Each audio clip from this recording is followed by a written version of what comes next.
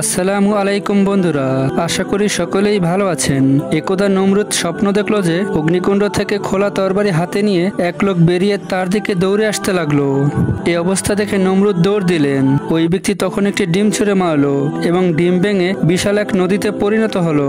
সেখানে তার সকল সৈন্য সামন্ত ডুবে গেল, কেবল তিনি ও তার তিনজন সঙ্গী জীবিত ছিলেন। এবং পরে তা থেকে এক পেঁচা উড়ে এসে ঠুকরে তার দুই চোখ তুলে ফেললো। গণকেরা এই স্বপ্নের ব্যাখ্যা করে ভবিষ্যৎবাণী করলো যে হযরত ইব্রাহিম আলাইহিসসালামের হাতে নমরুদের পরাজয় ঘটবে। একথা শুনে হযরত ইব্রাহিম আলাইহিসসালামকে হত্যার জন্য লোক পাঠালেন, কিন্তু তারা হযরত ইব্রাহিম আলাইহিসসালামকে পেলেন না। এতে নমরুদ রেগে গিয়ে খোদার বিরুদ্ধে যুদ্ধ ঘোষণা করে এবং স্বর্গে যাওয়ার জন্য এক বিশাল টাওয়ার বানাতে বলেন। তারা সেটা নির্মাণও করে, কিন্তু সেটা কোনো কাজেই আসলো না। হঠাৎ একদিন সেই টাওয়ার বিশাল শব্দ করে ভেঙে পড়লো। তবুও নমরুদের স্বর্গ জয়ের আকাঙ্ক্ষা থেমে যায়নি। এই সময় শয়তান নমরুদকে আকাশে পৌঁছার একটি পথ দেখিয়ে দিয়ে বলে, 4টি শকুন পালন করো এবং কাঠের একটি বক্স তৈরি করো। অতঃপর শকুন 4টিকে কয়েকদিন অভুক্ত রেখে 4টি শকুনের মাথার উপর গোস্তের টুকরা ঝুলিয়ে দেবে। এরপর শকুনগুলো ক্ষুধার্ত থাকার কারণে গোস্তের টুকরাগুলো খাওয়ার জন্য উপরের দিকে উঠতে থাকবে।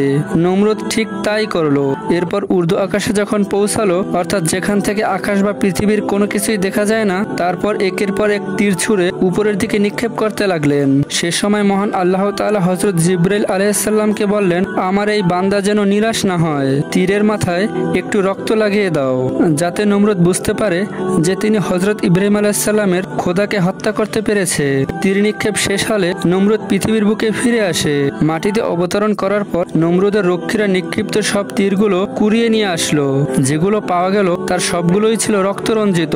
নমরুদ রক্তমাখা তীরগুলো দেখে আনন্দে আত্মহারা হয়ে গেল এবং বলে উঠল, নিশ্চয়ই আমরা হযরত ইব্রাহিম আলাইহিসসালামের খোদাকে এবং স্বর্গের সব বাসিন্দাদের হত্যা করতে সমর্থ হয়েছি।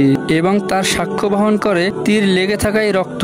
আল্লাহ তাআলা হযরত ইব্রাহিম আলাইহিসসালামকে জানিয়ে দিলেন যে, হে ইব্রাহিম, নমরুদকে সতর্ক করে দাও, তার উপর শাস্তি আসার আগেই। সুতরাং হযরত ইব্রাহিম আলাইহিসসালাম নমরুদের কাছে গেলেন তাকে সতর্ক করার জন্য। কিন্তু তাকে দেখে উৎফুল্ল হলেন নমরুদ এবং বললেন, নিশ্চয়ই আমরা তোমার খোদাকে হত্যা করেছি। এবং সঙ্গে সঙ্গে তীরগুলো দেখালেন। হযরত ইব্রাহিম আলাইহিসসালাম বলে উঠলেন, আমার আল্লাহ চিরঞ্জীব চিরস্থায়ী। তখন নমরুদ বলেন, তিনি যদি মারা না যান তবে তার সৈন্যদলকে একত্রিত করতে বলো, আমিও আমার সৈন্যদল নিয়ে ময়দানে সমবেত হচ্ছি। এ কথাগুলো শুনে হযরত ইব্রাহিম আলাইহিসসালাম তাকে বলেছিলেন, আল্লাহকে ভয় করেন, তিনিই তো আপনার রাজ্য এবং রাজত্ব দান করেছেন, আর তিনিই তো পরজগতের প্রতিফলদাতা। নির্দিষ্ট দিনে নমরুদের সৈন্যবাহিনী ময়দানে সমবেত হলো এবং হযরত ইব্রাহিম আলাইহিসসালামকে জিজ্ঞাসা করলেন, কোথায় তোমার রবের সেনা দল? হযরত ইব্রাহিম আলাইহিসসালাম দূর আকাশের দিকে আঙ্গুল তাক করে বললেন, দূরে কালো রঙের একটা মেঘ দেখা যাচ্ছে। যখন সেটা কাছে চলে এলো, লক্ষ লক্ষ মশার গুনগুন শব্দে ময়দান মুখরিত হলো। কিন্তু ফেরাউন অবজ্ঞার সুরে বললেন, এ তো মশা, তুচ্ছ প্রাণী, তাও আবার নিরস্ত্র। এ সময়ের মধ্যে প্রতিটি সৈন্যর মাথার উপর মশা অবস্থান নিল। অতঃপর তাদের বুঝে ওঠার পূর্বেই মশাগুলো তাদের নাক দিয়ে মস্তিষ্কে প্রবেশ করলো। অতঃপর দংশন করা শুরু করলো। সৈন্যদের মধ্যে বিশৃঙ্খলার সৃষ্টি হলো। হিতাহিত জ্ঞান হারিয়ে তীরন্দাজগণ ঊর্ধ্বে তীর নিক্ষেপ করতে শুরু করলেন, আর পদাতিক সেনারা নিজেদের চারপাশে অন্ধের মতো তরবারি চালাতে লাগলো, যার ফলে একে অপরের নিজেদের অজান্তেই আহত বা নিহত করে ফেললো। মশার সঙ্গে যুদ্ধ চলাকালীন সময়ে নমরুদ পালিয়ে প্রসাদে চলে আসলো। এ সময় একটি দুর্বল ন্যাংরা মশা তাকে তাড়া করলো এবং কিছুক্ষণ মাথার চারপাশে ঘুরে নাসিকা পথে মস্তিষ্কে ঢুকে পড়লো। তারপর মগজে দংশন করা শুরু করলো।